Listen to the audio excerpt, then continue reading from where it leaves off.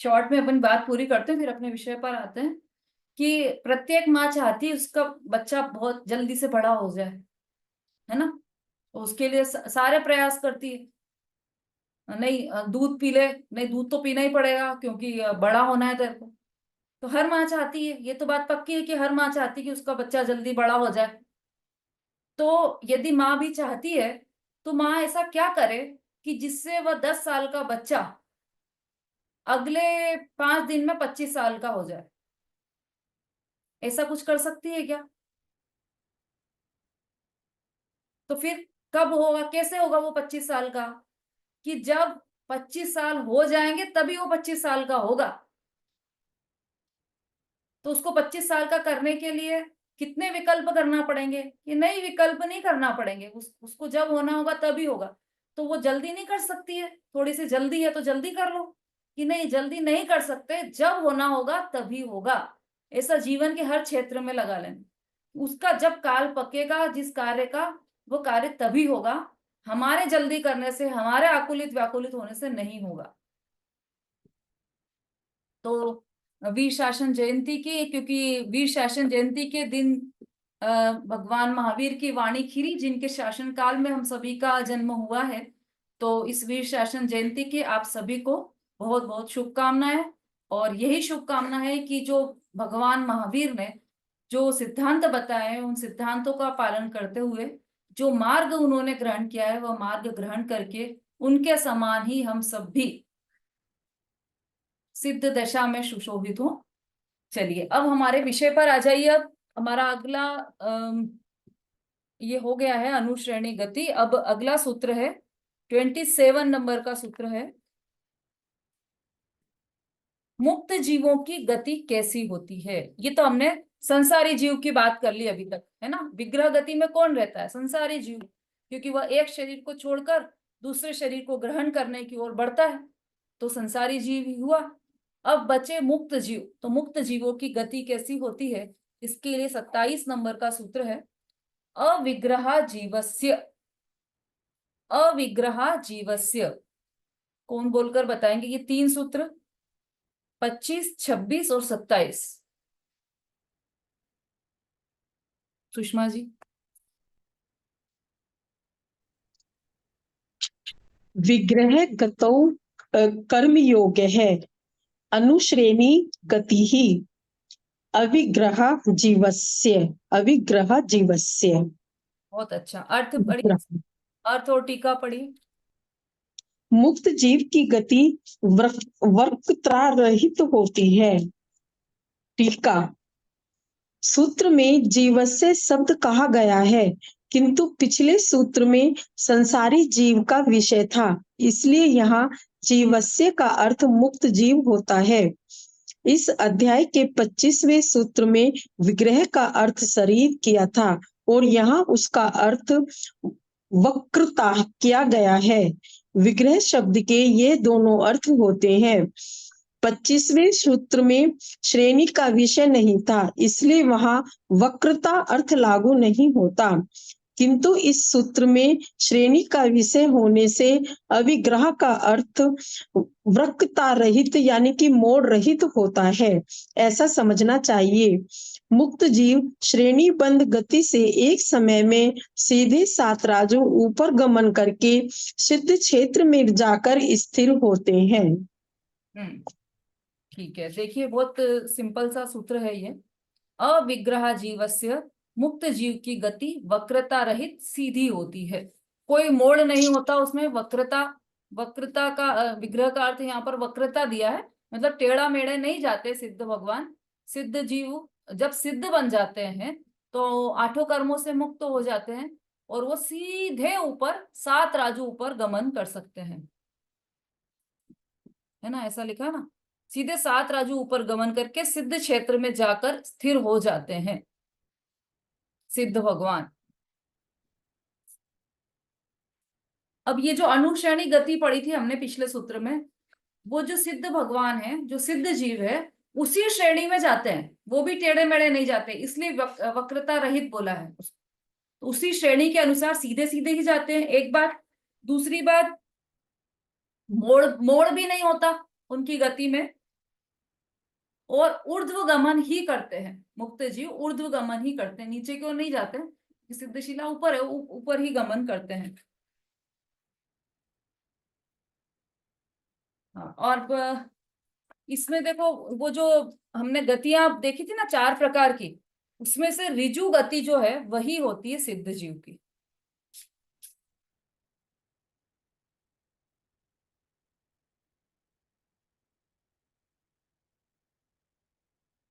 मतलब ये है कि जो मुक्त जीव है उनकी गति सीधी होती है, और अविग्रह बोलते हैं उसको, विग्रह नहीं। सीधी मतलब अविग्रह। विग्रह मतलब यहाँ पर वक्रता, मतलब मोड़ वाली या टेढ़ी मेढ़ी, वो अर्थ लगाना। तो अविग्रह का अर्थ हुआ सीधी। तो संसारी और मुक्त दो जीव होते हैं, इन दोनों ही जीवों की गति अविग्रह हो सकती है, लेकिन मुक्त जीवों की गति तो अविग्रह ही होती है। संसारी जीवों की विग्रह वाली और अविग्रह वाली दोनों हो सकती है, लेकिन मुक्त जीवों की अविग्रह गति ही होती है।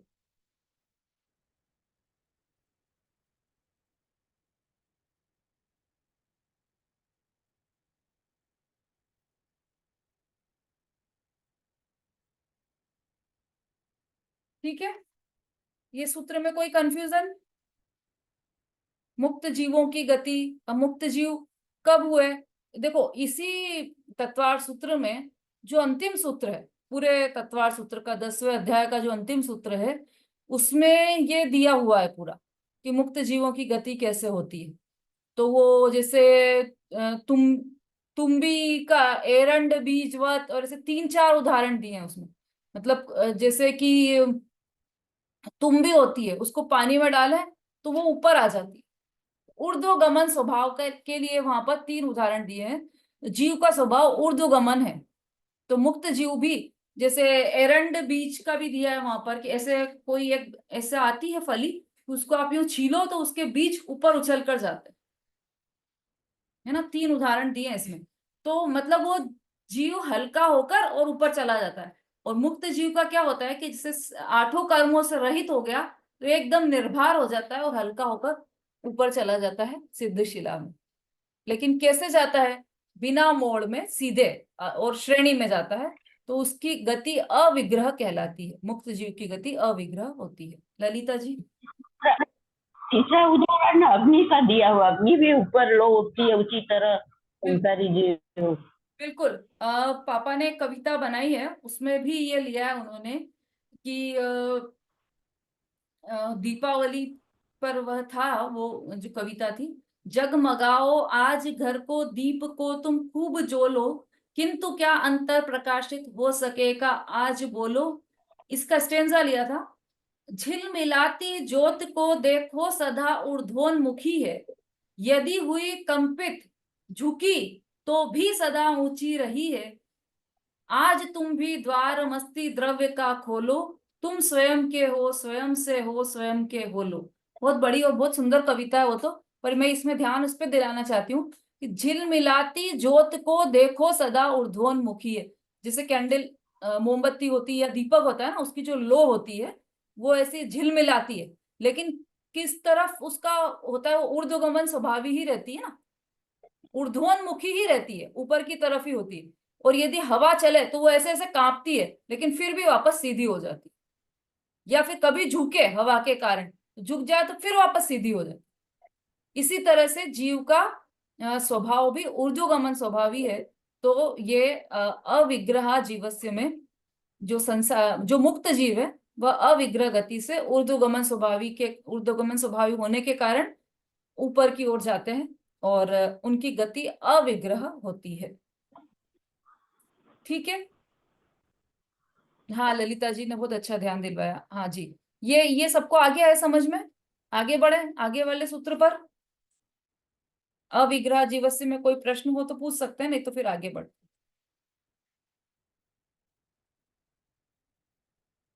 चलिए, सूत्र नंबर 28, संसारी जीवों की गति और उसका समय। वैसे तो ये है ना, इन सूत्रों का एक ही ग्रुप है, सारे ये विग्रह गति वालों के, तो वो एक साथ समझने योग्य है, पर अपन एक एक ले लेते हैं। संसारी जीवों की गति और उसका समय। विग्रहवती च संसारिणः प्राक् चतुर्भ्यः। विग्रहवती च संसारिणः प्राक् चतुर्भ्यः। सामान्य अर्थ इसका है, संसारी जीव की गति 4 समय से पहले वक्रता, मोड़ सहित तथा रहित होती है। टीका पढ़िए सरिता जी।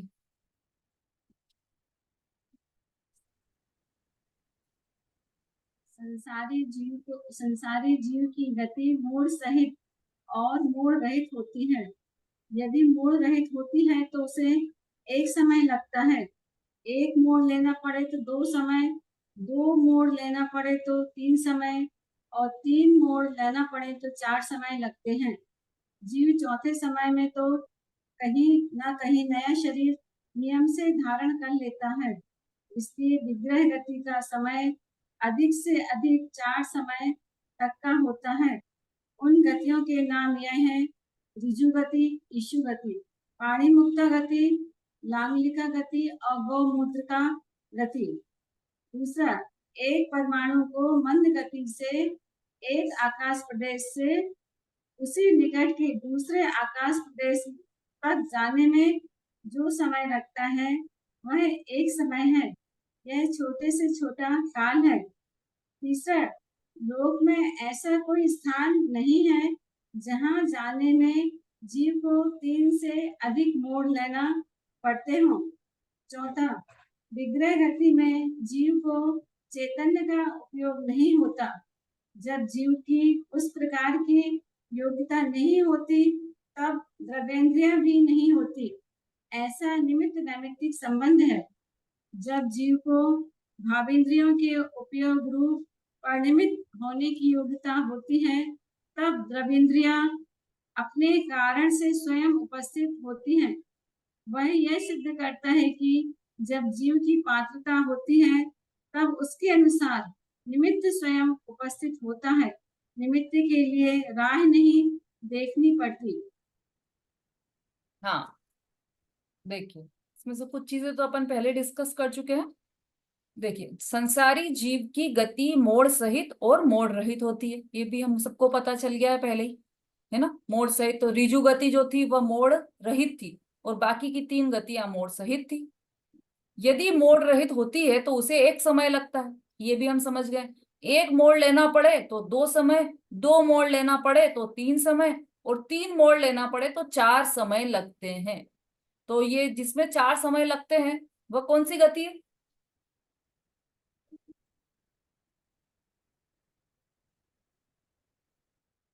जिस गति में 4 समय लगते हैं वह कौन सी गति कहलाती है? उषा जी।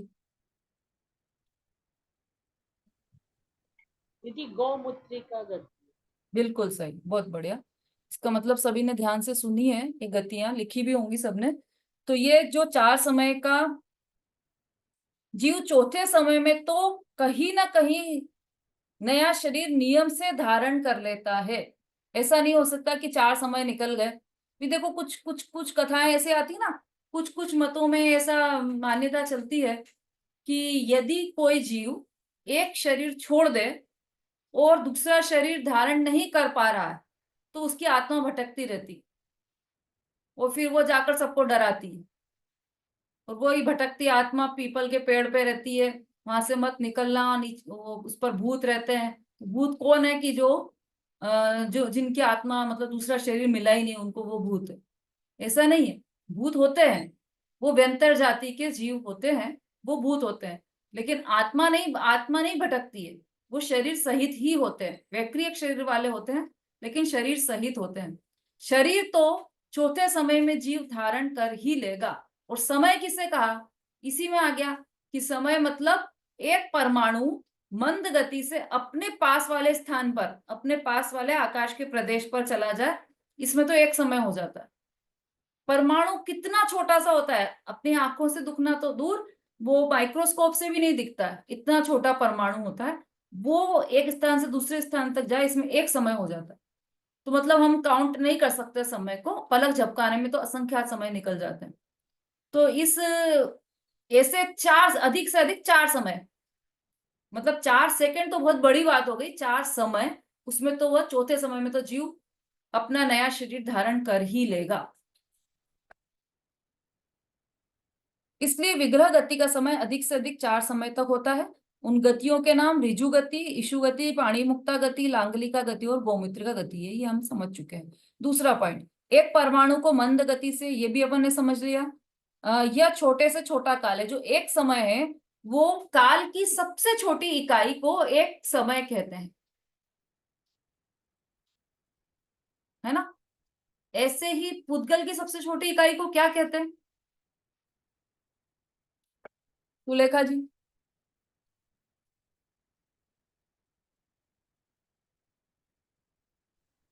जय जय दीदी। दीदी हम्म। मैं पूछ रही थी, निजी गति में कितना समय नहीं लगता, उसमें सीधी होती है वो मुक्त जीवों की, हाँ, मुक्त जीवों की भी उसमें समय नहीं लगेगा। एक समय में तो पहुंच ही जाता है,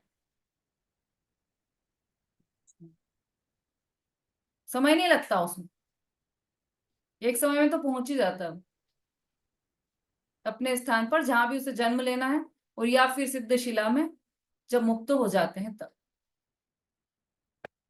हाँ जी, हाँ सबके लिख कर आ गए हैं, ठीक है। परमाणु, पुद्गल की सबसे छोटी इकाई परमाणु है, जैसे उसी तरह से काल की सबसे छोटी इकाई क्या है? समय है। लोक में ऐसा कोई स्थान नहीं है जहां जाने में जीव को 3 से अधिक मोड़ लेना पड़ते हो। कोई भी लोक में देखो आप, कितना बड़ा लोक है, नीचे 7 नरक। हमारे यहाँ मंदिर में तो 3 लोक का नक्शा लगा हुआ है, उसमें सब पता चलता है। समता भाभी देखा होगा ना नक्शा, है ना, रोज देखते हैं। तो उसमें नीचे 3 नरक, फिर मध्य लोक, सॉरी 7 नरक नीचे, उसके नीचे निगोद, फिर मध्य लोक, और फिर ऊपर 16 स्वर्ग, 5 अनुत्तर, 9 अनुदिश, 9 ग्रेवैक, सिद्धशिला। ये जो पूरा लोक है उसमें कोई भी ऐसी जगह नहीं है जहां पर जाने में 4 से अधिक समय लगे। मतलब किसी दुनिया के किसी भी लोक के किसी भी कोने में पहुंच जाएगा चौथे समय में, और 3 से अधिक मोड़ नहीं लेना पड़ेंगे। कहीं भी हो जन्म, 3 से अधिक मोड़ नहीं लेना पड़ेंगे, ये भी एक नियम है। विग्रह गति जीव की चैतन्य का विग्रह गति में जीव को चैतन्य का उपयोग नहीं होता। जब जीव की उस प्रकार की योग्यता नहीं होती तब द्रव्येंद्रिया भी नहीं होती। जो हमने भावेंद्रिय की चर्चा की थी, भावेंद्रिय के 2 भेद किए थे, लब्ध और उपयोग, लब्धि और उपयोग। तो उपयोग का कार्य क्या था? ज्ञान दर्शन रूप व्यापार, वो उपयोग करता है कि मतलब जानना जानना जानना, जो ये प्रति समय चल रहा है, चेतना रूप परिणमन, यह उपयोग है। तो ये उपयोग वहां पर विग्रह गति में नहीं होता, क्योंकि वह वही तो भावेंद्रिय है, तो भावेंद्रिय नहीं है तो द्रव्येंद्रिय भी नहीं है वहां पर। ऐसा निमित्त नैमित्तिक संबंध है, अपने आप ही ऐसा है। जब जीव को भावेंद्रिय के उपयोग रूप परिणमित होने की योग्यता होती है तब द्रव्येंद्रियां अपने कारण से स्वयं उपस्थित होती है। वह यह सिद्ध करता है कि जब जीव की पात्रता होती है तब उसके अनुसार निमित्त स्वयं उपस्थित होता है, निमित्त के लिए राह नहीं देखना पड़ती। बहुत एक एक सूत्र में से बहुत अच्छे अच्छे सिद्धांत निकाले हैं यहाँ पर, है ना। जब जब उपयोग रूप परिणमन जैसा जीव का होता है तो उसी के अनुसार उसको द्रव्येंद्रियां भी उपस्थित हो जाती है ना। जब उपयोग का परिणमन ऐसा होना हो कि लाल रंग की कोई चीज ज्ञान में आने वाली हो, उपयोग का ऐसा परिणमन होना है, तो फिर क्या होगा कि नेत्र इंद्रिय से वो लाल पदार्थ को देखेगा, अपने आप ही ऐसा है। तो ये उपयोग के कारण इंद्रिय का परिणमन ऐसा है, या फिर इंद्रिय के परिणमन के कारण उपयोग का परिणमन ऐसा है? ऐसा नहीं है। ये यहाँ पर सिद्ध कर रहे हैं, दोनों में निमित्त नैमित्तिक संबंध है, लेकिन दोनों ही स्वतंत्र है। यदि जीव की पात्रता है तो उसके अनुसार निमित्त स्वयं उपस्थित होता है। इसके लिए बहुत ही अच्छा एक, अरे तो 3:35 हो गए, चलिए इसका एक उदाहरण कल लेंगे हम। थोड़ा अच्छा सुंदर सा उदाहरण है वो। आज हमें भजन भी सुनना है वीर शासन जयंती का, तो 2 मिनट में हम वो भजन सुन लेते हैं। अभी यहीं तक चलता है, थोड़ा सा ही बचा, फिर 29 नंबर का सूत्र कल लेंगे। हाँ जी, समता जी हैंड रेस कीजिए।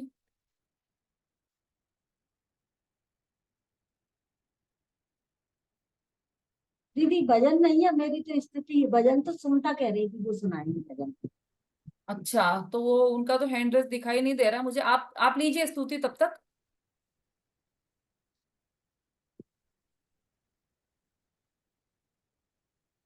वीरनाथ का मंगल शासन, जग में नित जय मंत्र रहे। कान भूत में सिर जिन शासन, जग में नित जय बनते रहे। तेरे जिन शासन के आधार, भव सागर से तारण हार। बीते राग सरगत जिन्हें सत, जग में नित्य जय बनते रहे।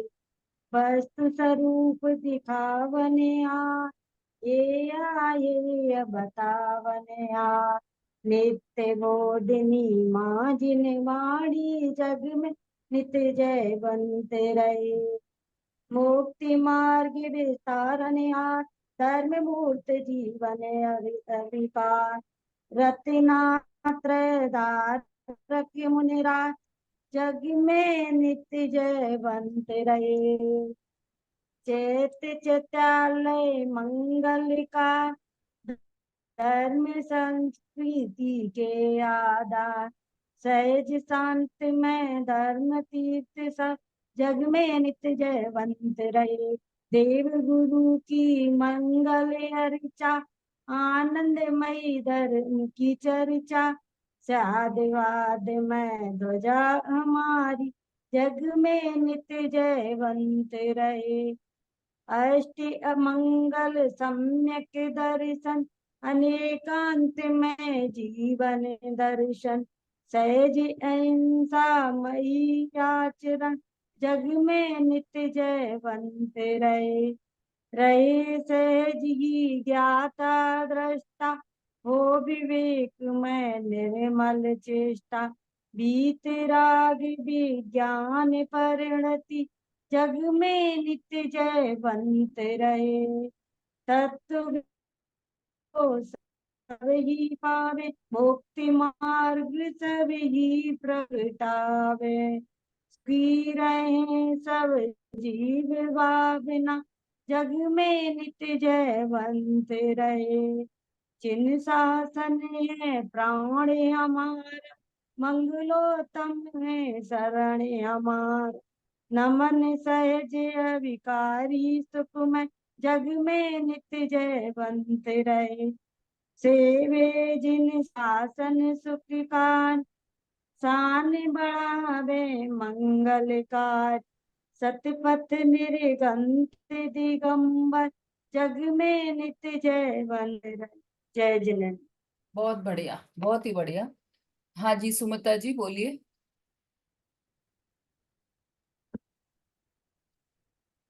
हाँ, वीडियो ऑन कर भजन, लीजिए अपना। भजन बोलना है। हाँ, जो भी आप वीर शासन जयंती पे बोलना चाह रहे हैं।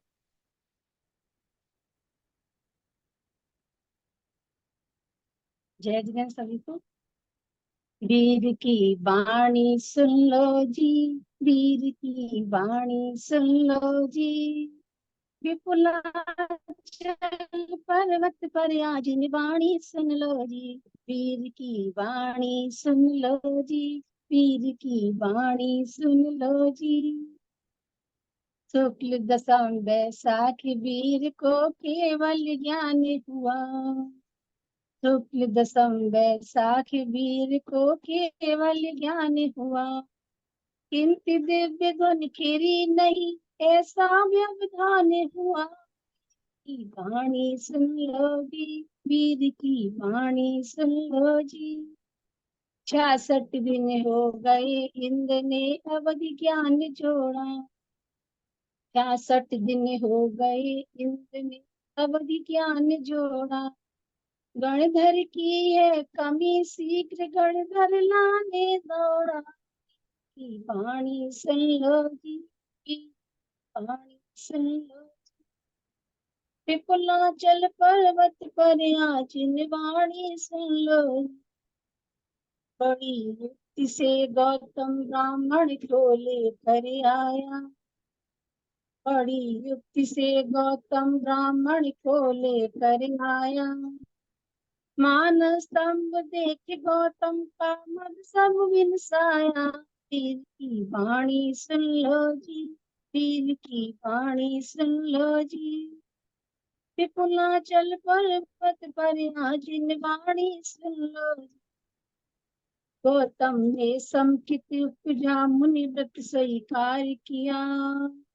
गौतम ने समकित उपजा मुनि व्रत स्वीकार किया।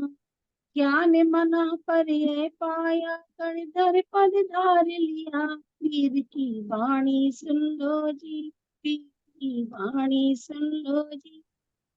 विपुलाचल पर्वत पर आजिन वाणी सुन लो जी।